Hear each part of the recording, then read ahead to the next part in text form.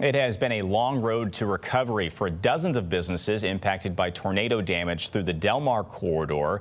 But the stretch of road between the Loop and the Central West End has been steadily gaining momentum. As businesses and families continue their recovery, the neighborhood is also celebrating another win, drawing national exposure and a huge chunk of funding for a series of events. First Alert 4's Nathan Vickers has more. Business owners along Delmar, like Eric Vales, have seen the corridor transforming between the Loop and the Central West End. It's a lot of development going on down there with a lot of entrepreneurs coming in. And just around the corner from the Vales Brothers Chicken and Fish on Delmar, it's right in the heart of the neighborhood, is a quiet local park where he and others see potential in a playground and large open field that's steadily seen improvements from the city. The police last year put up a temporary camera. This year they put up the 2 permanent cameras there.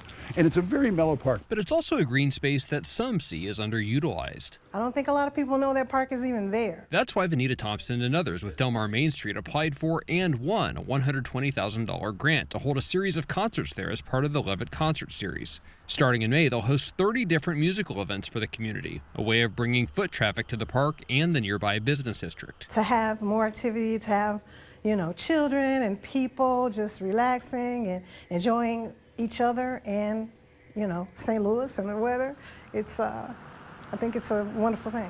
Many of the businesses here along Delmar are still recovering from the May tornado, and they're hoping that concert series can help bring some foot traffic back into the area and help promote the corridor. So many things that are just not going well for people, and so this is an opportunity to bring the community together. Delmar Main Street is also working to promote nearby shops this weekend for Small Business Saturday, bringing dozens of owners like Jelani Hall together for a showcase at the Delmar Divine. Some of us are struggling. We're still picking up the pieces from the experience that we had last May, and what way but to come together and unite as family. To some, bringing life to a quiet park helps continue that work. Anything that happens over there that's nice for the neighborhood, that'd be fun. I think it'd be great. Any more exposure that the area gets is the best.